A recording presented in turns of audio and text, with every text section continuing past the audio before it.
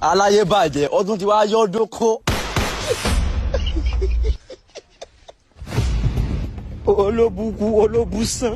aláyé bàjẹ́ ọdún tí wàá yọ dóko. Gẹ́lẹ́ bèbè tí ò léèrè. Adóko jayé. Adóko jayé of Nigeria Limited. God have mercy upon us. ọdún tí wàá yọ dóko. wèrè musa rí náà pé bókù ṣe wọlé lókù jáde àsokò ní pa ẹyin kínní yìí kókó ni ó fún Ọlọ́run pa. ọwọ́ àǹdókò yọ. ẹsẹ̀ sí tó ń dóko. ẹsẹ̀ sí ń dóko.